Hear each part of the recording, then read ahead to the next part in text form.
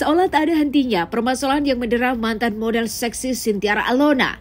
Usai menjalani masa tahanan selama 10 bulan karena hotel miliknya dijadikan tempat prostitusi anak di bawah umur, kini Cynthia Alona kembali berurusan dengan masalah hukum. Wanita kelahiran 7 Juli 1985 ini melaporkan mantan pengacaranya Halim Darmawan ke Polda Metro Jaya atas kasus penipuan dan penggelapan aset berupa kos-kosan. Atas kasus ini, Cynthia Alona mengalami kerugian mencapai 800 juta rupiah. Lantas seperti apa kronologinya? Dan apa yang membuat Cynthia Alona ini akhirnya membuat laporan polisi? Bersama cuap-cuap investigasi, kami akan menguak kisah seputar selebriti dari yang biasa menjadi tidak biasa. Tapi sebelum itu, jangan lupa untuk like, subscribe, dan share channel YouTube ini.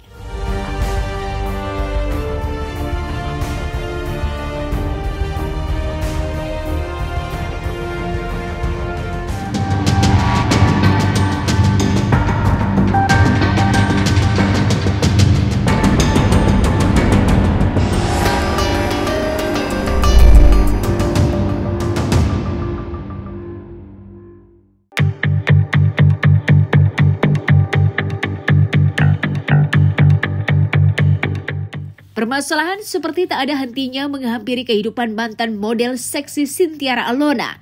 Usai menjalani masa tahanan selama 10 bulan karena hotel miliknya dijadikan tempat prostitusi anak di bawah umur, wanita asal kota Medan ini kembali berurusan dengan masalah hukum.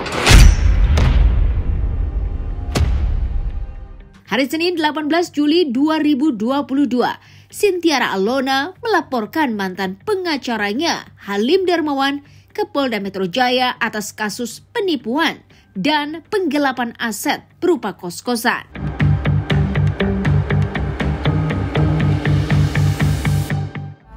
Tidak bisa menghadiri karena makroni saya kambuh, ya. Terus saya berikan kuasa kepada lawyer saya, Mariono Ahmad, dan tim yang lain juga. Untuk melaporkan yang ya. Kabarnya 2 mantan lawyer. Mohon maaf sekali, bukan saya nggak mau jawab, saya sedari habis ini kopi agak lemes. Hari ini kita fokus satu dulu, kita fokus laporan yang paling berarti di laporannya. Boleh agak keras, Bang? Ya, ntar aja stok-stoknya Bang. Ininya aja itu. Melaporkan siapa Bang? Laporkan Halim Darmawan, Dr. Halim Darmawan diduga tindak pidana penipuan dan penggelapan. Karena kita teman-teman udah tahu, kemarin kita udah kasih waktu, ya kan, 1 minggu. Terus kita kasih waktu lagi kemarin dari hari Jumat. Sebenarnya kita masih ada masih kasih kesempatan lah sampai hari Senin kan. Sekarang karena sampai hari Senin juga nggak ada itikat baik, makanya kita lakukan dan ranah hukum, upaya hukum ya. Penggelapan aset ini yang di kos-kosan yang ada di Tangerang, yang kos-kosan diduga oleh beliau, tapi tidak ada kejelasan. Peristiwanya kapan, Bang? Kalau lihat di bukti-bukti kami 30 April 2021. 30 April ya. Kok bisa berupa apa, Bang? Berupa ini kan kasus surat kuasa jual untuk jual kos-kosan ya, tanah berserta bangunan yang ada di Jurang Mangkuk Timur, Bintaro. Total kerugian kalau kita lihat dari bukti yang ada itu 800-an juta. Kita ada bukti-bukti semua berupa kwitansi sama bukti transfer, karena kita kan namanya negara hukum ya. Kita udah kasih kesempatan, udah kasih semasa terbuka, suruh selesaikan secara kekeluargaan, tapi kan nggak ada itikat baik. Makanya dalam hal ini klien kami ya mau ngadu mana lagi kalau bukan untuk kepolisian kan. Kita waktu itu kan jelas beliau ya, pengadilan ada, kepolisian ada, silakan Kalau memang ada bukti-bukti kuat silakan laporan. Makanya hari ini kita kabulkan permintaan beliau.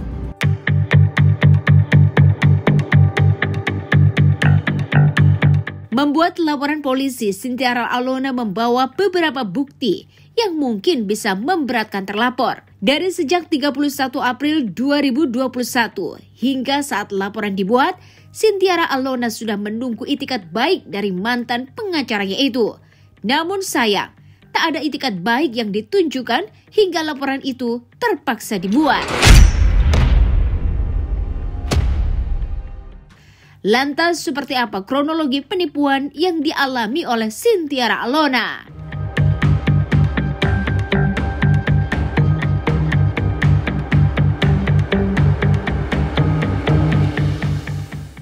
Saya itu kan waktu itu kan sangat tertekan ya. Tertekan, saya tidak memegang apapun, yang saya pegang itu adalah baju yang ada di badan saya aja.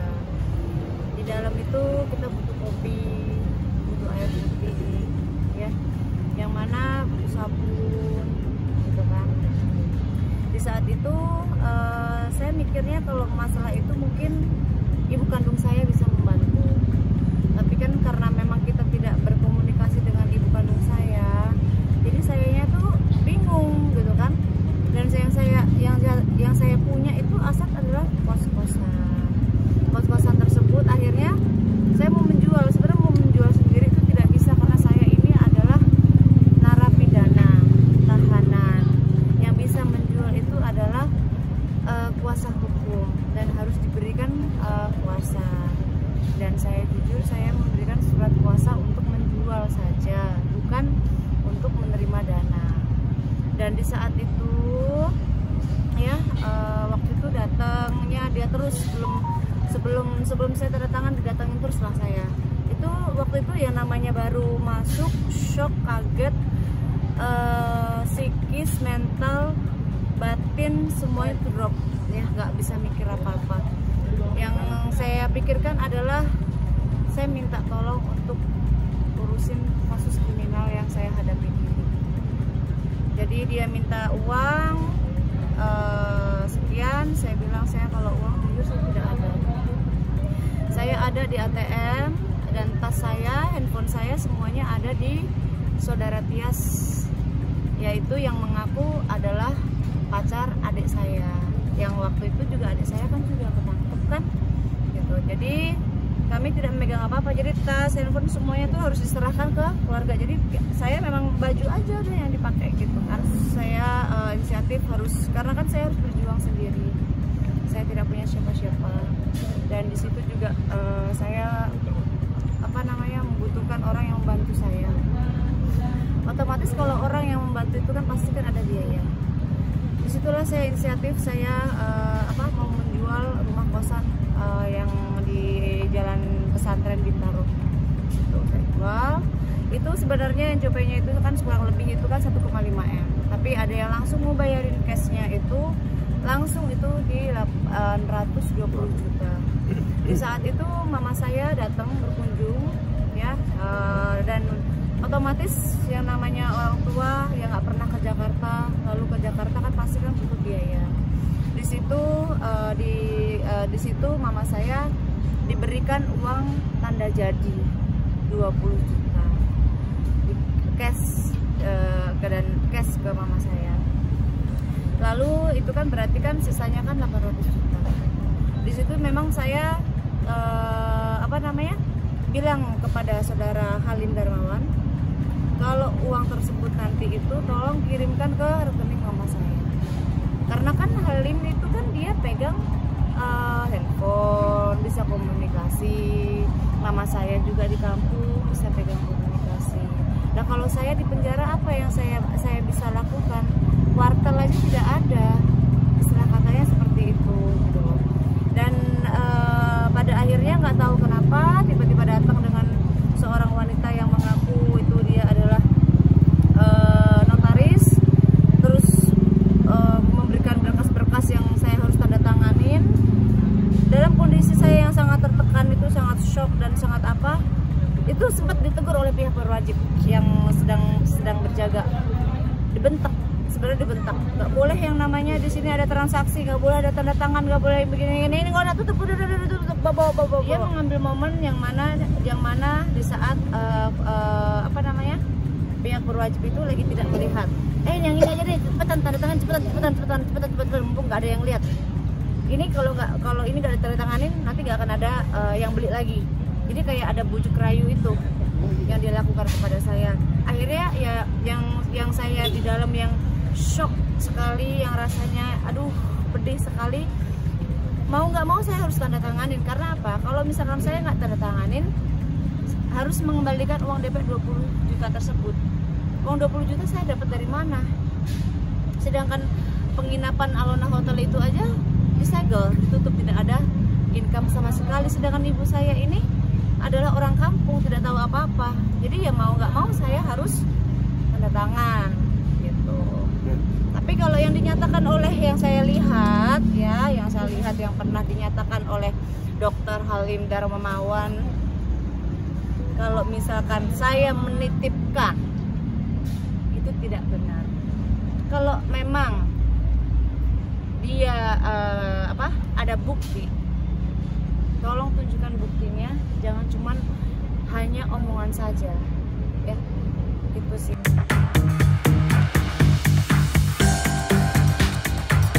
Laporan yang dibuat Sintiara Alona tampaknya menjadi bumerang untuk dirinya sendiri. Pasalnya, pihak terlapor justru menuding bahwa Alona telah membuat sebuah fitnah. Jangan kemana-mana, tetap di Cuap-Cuap Investigasi.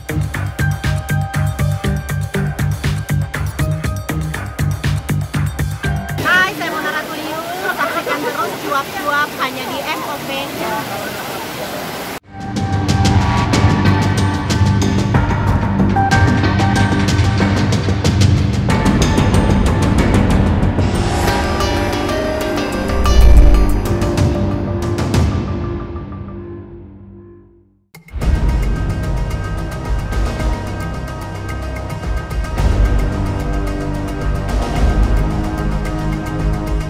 Mengalami permasalahan ekonomi sejak terjerat kasus prostitusi, membuat Sintiara Alona terpaksa menjual aset kos-kosan miliknya. Namun Cynthia merasa bahwa kepercayaan yang ia berikan kepada mantan pengacaranya itu disalahartikan, hingga Cynthia dan ibunya hanya menerima 20 juta rupiah dari ratusan juta yang dijanjikan. Namun laporan yang dibuat oleh wanita kelahiran 7 Juli 1985 ini tampaknya menjadi bumerang untuk dirinya sendiri. Pasalnya sang terlapor justru merasa bahwa Cynthia telah membuat sebuah fitnah.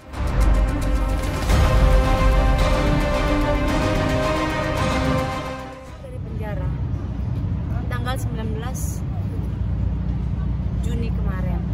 Gak mungkin lah yang namanya kalau saya ngerasa memfitnah orang ataupun saya menyemarkan nama baik orang terus ataupun apapun itu, saya menjerumuskan diri saya sendiri, itu nggak mungkin. Saya penjara itu nggak enak banget gitu loh. Saya baru berapa hari, belum ada sebulan, belum ada 2 minggu malah saya itu menghirup udara segar seperti ini gitu loh. Nggak mungkin sekali kalau misalkan saya menjerumuskan diri saya sendiri. Saya tidak menerima, tapi ibu saya menerima. Ibu saya menerimanya pun bukan dari Halim, tapi dari pembelinya langsung. Berapa toh? 20 juta uang DP itu buat biaya hidup, bukan biaya hidup ya, biaya operasionalnya ibu saya di saat di Jakarta. Karena kan ibu saya datang kan dengan bukan sendiri kan, bareng-bareng. Seperti kasus penipuan yang marak terjadi, terlapor pun memiliki berbagai cara dan alasan untuk berkelit. Secara mengejutkan, mantan kuasa hukumnya itu justru menyatakan bahwa dirinya juga mengalami kerugian 15 juta rupiah. Tak terima dengan pernyataan tersebut, maka pemain film hantu binal Jembatan Semanggi itu memilih menyerahkan sepenuhnya permasalahan ini kepada pihak kepolisian.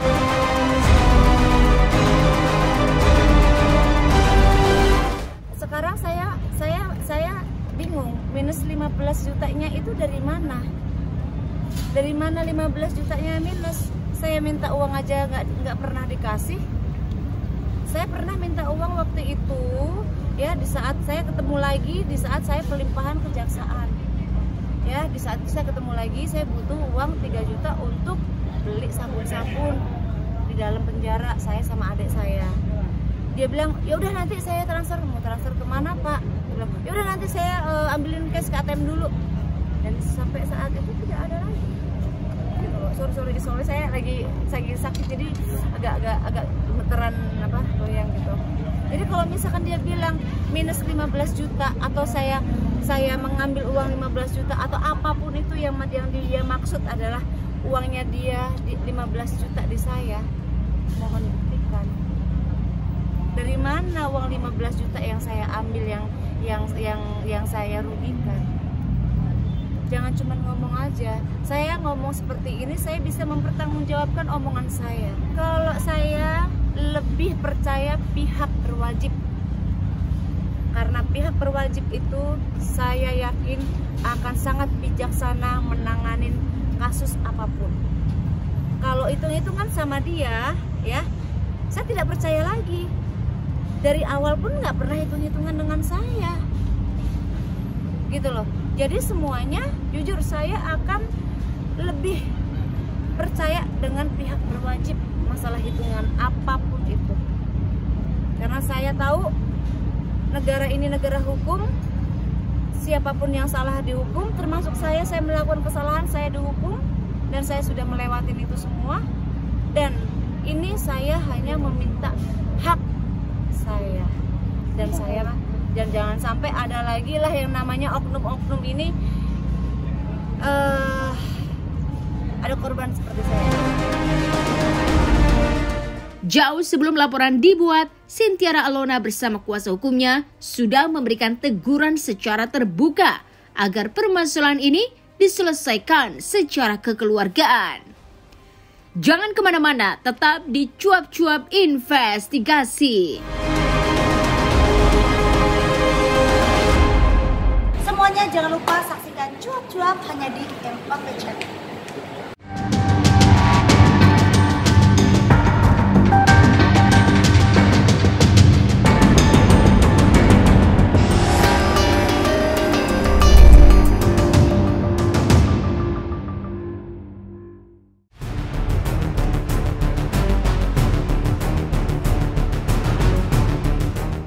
Menjual aset demi memulihkan kondisi perekonomian, nyatanya Sintiara Alona hanya bisa gigit jari ketika uang senilai 800 juta rupiah miliknya lenyap begitu saja. Wanita bernama lengkap Cut Sintiara Alona ini bahkan sama sekali tidak ingat mengenai ada atau tidaknya perjanjian tertulis mengenai jual beli aset ini.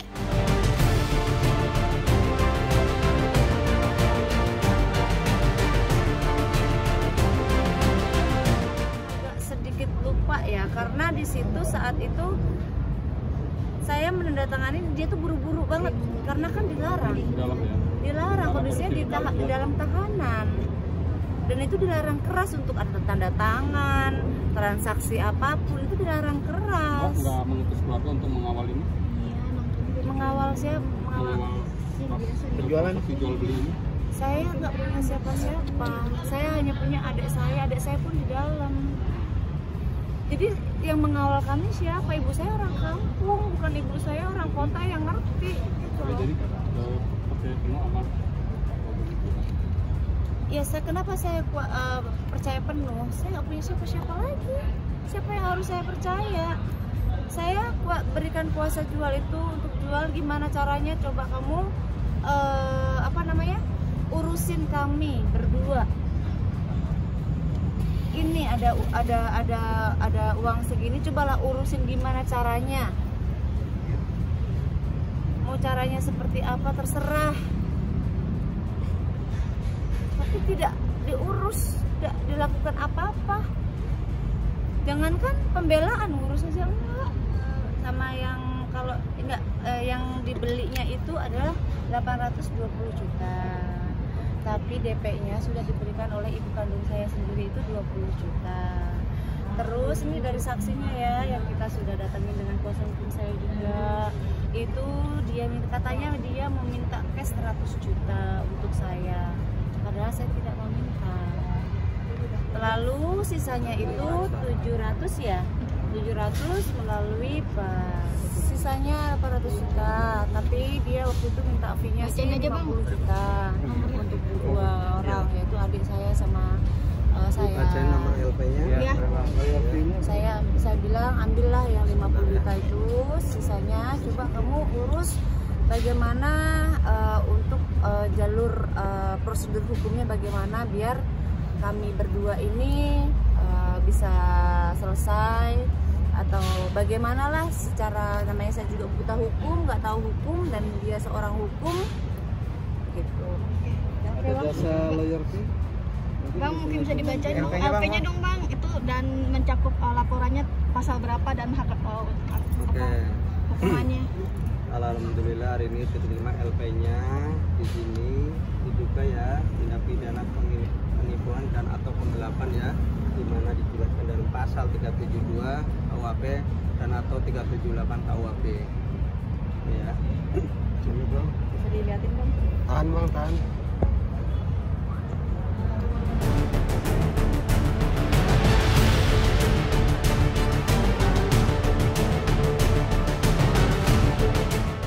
Sebagai pihak yang dirugikan, Sintiara Alona tentunya akan memperjuangkan ratusan dana yang telah digelapkan oleh mantan kuasa hukumnya itu. Sebagai pihak yang dirugikan, Sintiara Alona tentunya akan memperjuangkan ratusan juta dana yang telah digelapkan oleh mantan kuasa hukumnya itu. Jauh sebelum membuat laporan polisi, Sintiara Alona melalui kuasa hukumnya telah memberikan teguran secara terbuka agar menyelesaikan permasalahan ini secara kekeluargaan. Namun sayang seribu sayang, upaya itu tak jua diindahkan oleh mantan kuasa hukumnya, hingga jalur hukum pun ditempuh. Lantas benarkah hingga saat ini Sintiara Alona juga belum bertemu dengan mantan kuasa hukumnya itu?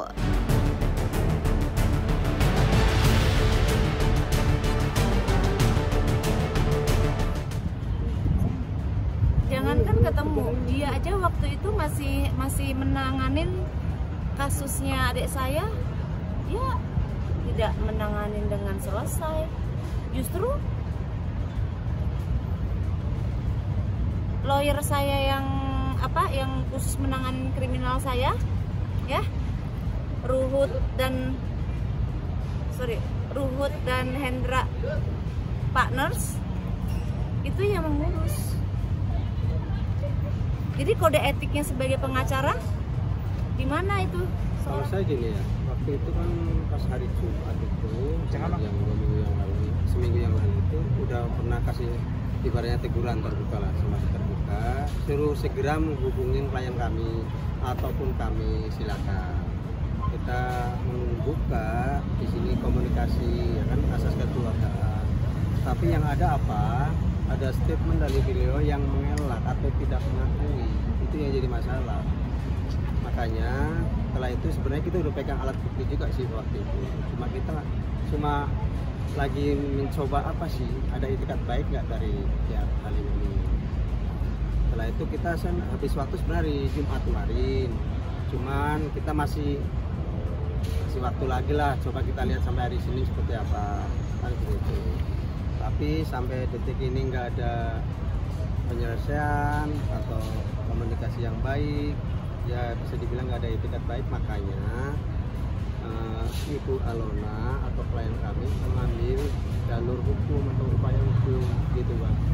Biar hukumlah yang menegakkan, seperti yang saya alami musibah saat itu, hukum menegakkan, dan saya terbukti bersalah, saya menjalani hukuman, dan saya mengakui ya, dan saya sudah selesai.